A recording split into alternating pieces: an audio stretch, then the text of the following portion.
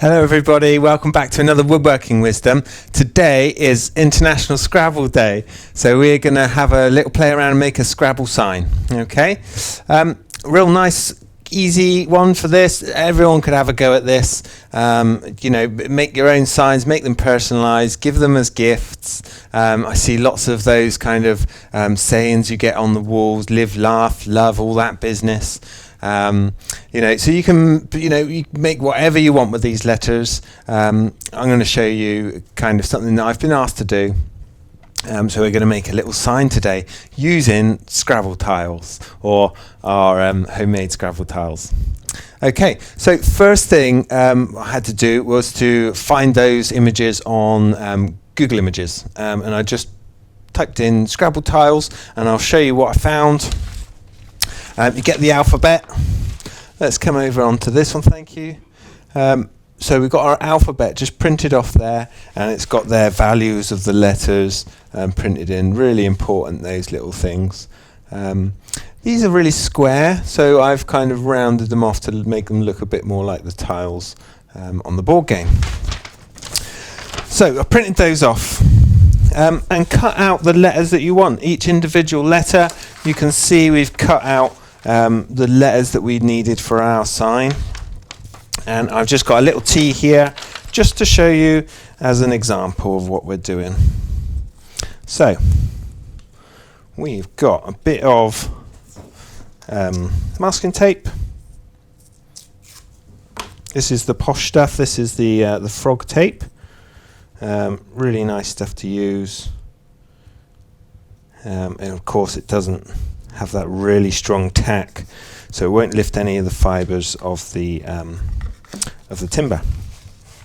Now we've got quite a clear outline on our lettering here. I'm just making sure that we're nice and kind of straight. And actually, Steph, if we go to our picture, I can show you how I set this up. So you can see all the letters laid out there. We've stuck them on using a bit of that masking tape, and then using a carbon paper we transferred the letters on. And I dropped my hammer there. Transferred the letters on just using a pencil, but do it all flat. Don't cut your pieces first and then have to transfer them on. Can be a little bit kind of fiddly if you do it that way. I like to lay it all out, and then we can cut them and shape them afterwards. All right, good stuff. Thank you very much. So back onto our little work area here. You can see this is the bottom part of that kind of grid that we laid out. These are 40 mil that way, and about 8 mil thick. Okay. So I've stuck my letter down, I've positioned it where it needs to be. A little bit of carbon paper in underneath, and we're just going to go around this letter. I picked the T because it's a nice easy one. But of course, each person's sign is going to say something different, so make sure you've got all the letters that you need for your sign. So, bit of carbon paper or graphite paper will do the job. And you can see there where that's transferred the letter on there. Bit of pyrography next. So I'm going to use my ANTEX fire writer. Turn that on.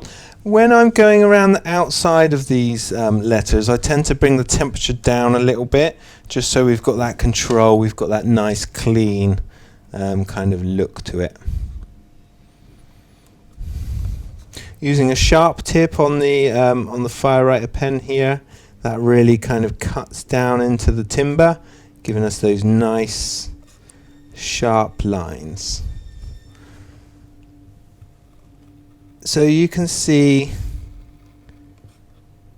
how we almost cut that in. I said it before, but I liken it to using a craft knife with this type of tip. It's almost like you're cutting your pattern rather than drawing on the surface. It actually cuts in and penetrates down into the timber, and that way of course we can sand over the top and not sand away our burning. So I filled these two out already. Let's put those little ones in. Just using that tip for the curve and planting it in 2 or 3 times to create that curve. And then we've got our nice straight, which is going to work like 2 parallel lines. Same again here.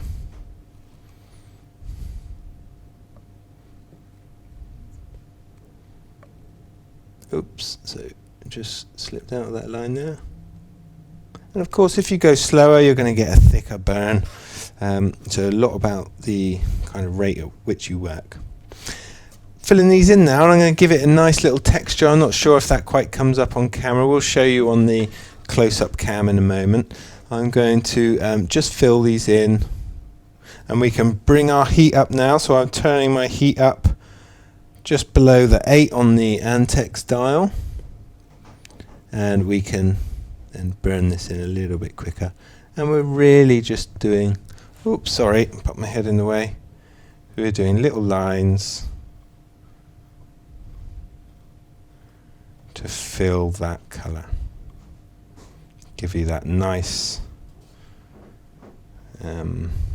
contrast to that lovely piece of tulip that we're burning. A little bit darker than usual, this tulip or poplar. It's got a slight brown to it, and it gives off ever such a different slight smell when it burns. You kind of get used to the way things smell if you're doing a lot of these pyrography projects. Of course, we're not doing much in here today. We're just doing a little bit of burning. If you were to be doing this on a bigger scale, or perhaps you've got a whole saying you're trying to create out of these letters, then you're going to produce a lot more smoke than me. In that case, have your window open, have a fan blowing away from you, drawing this smoke away, or something like an air filter with the charcoal filters in it. That's going to do the same thing, just take away all that kind of smoke out of the air, or filter the smoke. Okay, so we've got our letters in. The T I've just put on there, we don't need that, that's surplus to requirements. So we're just going to go with what we've got here. We've got a few letters, and let's bring it up to the close-up cam on the scroll saw here, and hopefully you'll be able to get that texture.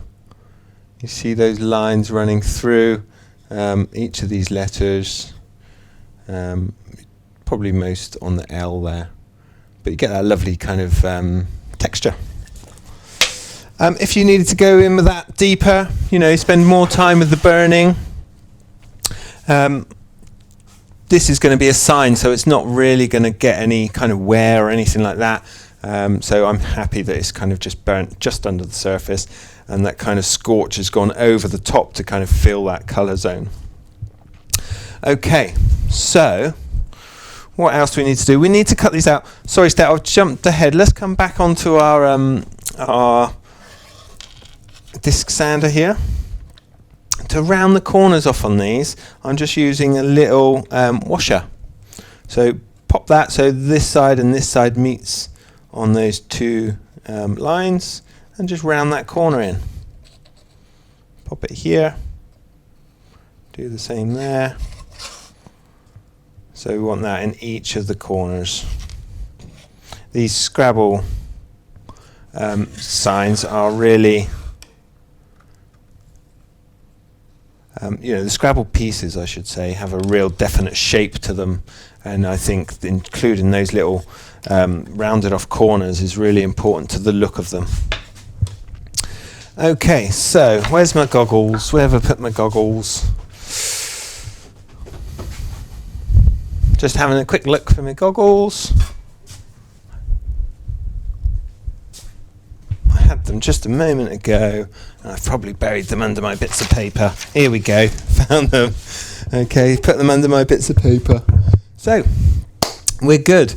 Onto the scroll saw. We're going to cut these letters out. Then we've got a little bit of sand in to blend those corners in. But really easy. Worth considering if you were to do this sort of thing on the bandsaw, you need to leave yourself a little bit more space between the letters when you lay out that grid, at least sort of 2 or 3 mil, because of the waste you get on a bandsaw cut. So you couldn't have them bunched as close together as we have in this example. So let's come down onto the scroll saw here. So the scroll saw blade is thin enough to be able to take that out without losing any information either side. All right. I'm going to go down this long cut first and then just chop off each of our letters. So scroll saw on, hooked up to extractor there to take away the worst of the airborne dust.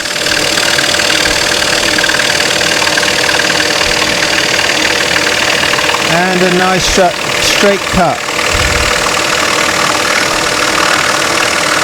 I'm not sure if it really shows on camera, but even though I'm cutting this straight, the board is just kicked off at a slight angle.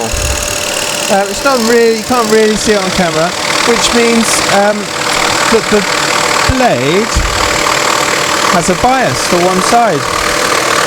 So it's just slightly cutting at an angle.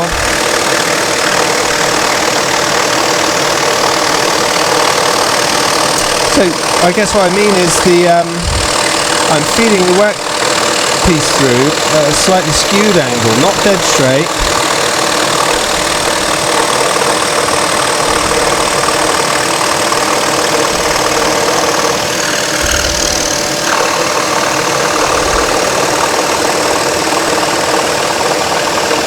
Just blasting through that back end. Don't push it too hard. You don't want to snap the blade. And then we're just cutting off each individual piece and just trying to stick on that line as best we can.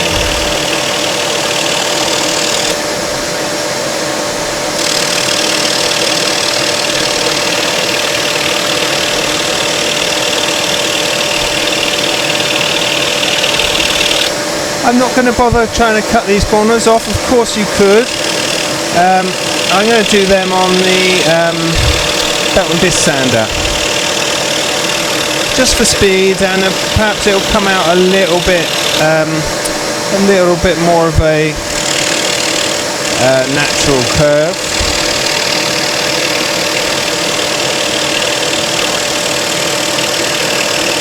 But remember, any kind of pencil marks, do all that sort of stuff. The marking out with the little washer on the corners, do all that while it's in a flat board, otherwise it's difficult to kind of manipulate all these little bits and bobs. Good. So we've got our letters. We'll come back onto our belt and disc sander here.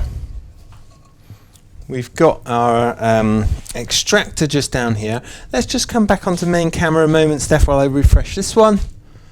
Thank you very much. And then we can use our belt and disc sander, and what we're trying to do is just soften these kind of corners, these give it a nice rounded look, and it makes the tile look a lot smarter. And I think, from the square cornered ones to the round corners one, there's a real big difference in the look, and this just looks so much more kind of scrabbly, if that's a word.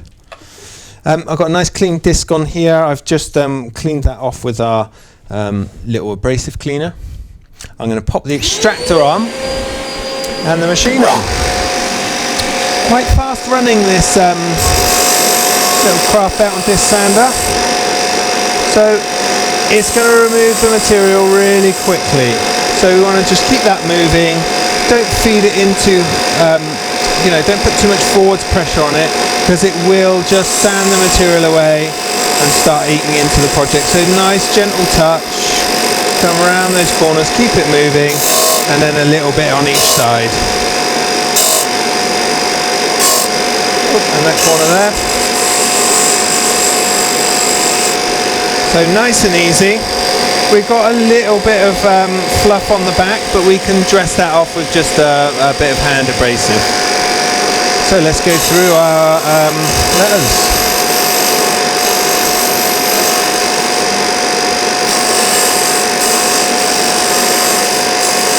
So I've got my little pencil mark there, that's what I'm following. The one we did with our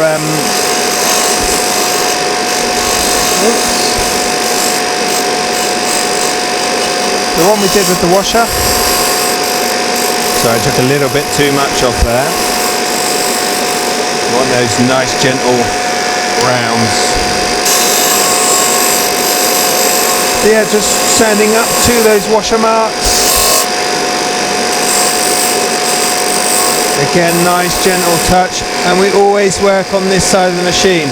Sometimes you'll have a guarding plate this side, but you can see the direction that this is traveling. We've got that arrow on top, so we always work on here. If we were to move it here, we've got the risk that it's going to lift the project. So on the right side of the table, and then the force generated by the disc is just pushing the workpiece down onto the table.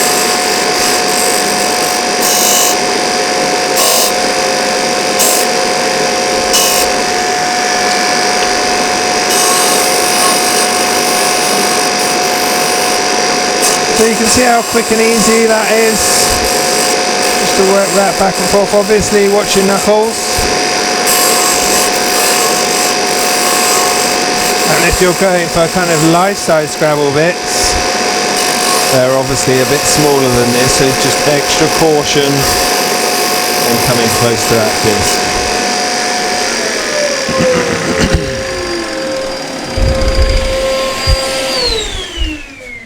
Okay, so we're not far off now.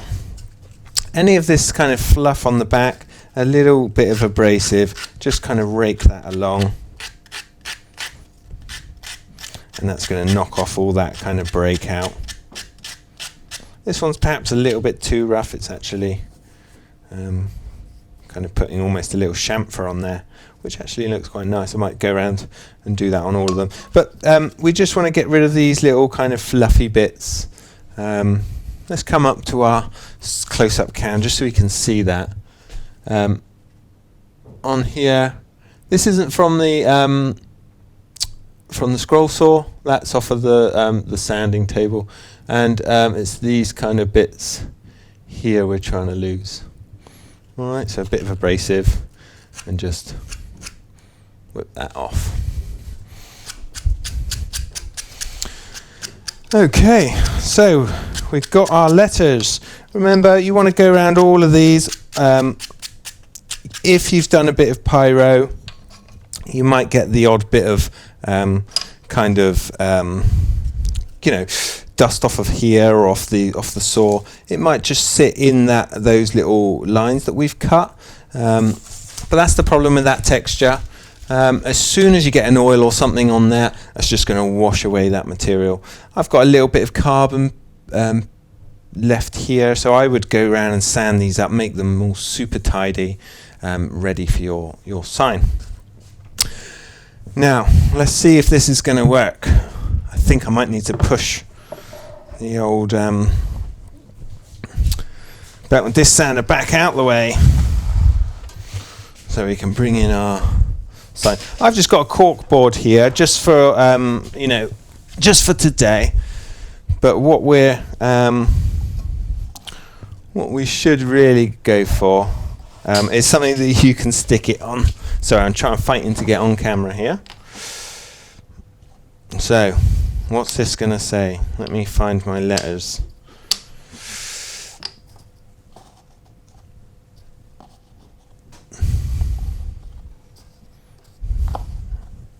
Oh, spelling's wrong.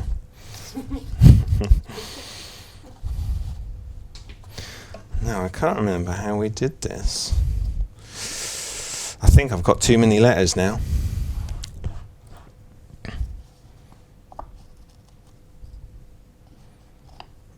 Oh, we're getting up here. Right to the edge, we're pushing it to the edge. There we go. Oh, not that one. There we are. So we have it. A little Scrabble sign. Of course, you could mix things up, get it, where you want it. We could lose that O there. I think this would probably look a bit cooler. So a little bit of rearranging. We need a W. There we go. So there we go. Little Scrabble sign. Oh, my eye's upside down here. Let's get that the right way around and make it look just the job. And that's our little Scrabble sign. Colwyn's got a new sign for the workshop. But like I say, you could have whatever you want. You could spell whatever you want. Process is exactly the same. A really nice, quick and easy project. And these, people really like these things, especially if you've got Scrabble fans. They're really going to enjoy receiving a present like this. So that's about it for today. Thank you so much for joining us on our Woodworking Wisdom. If you've liked this video, don't forget to hit the thumbs up, give us a subscribe, and we'll see you again very soon for more Woodworking Wisdom.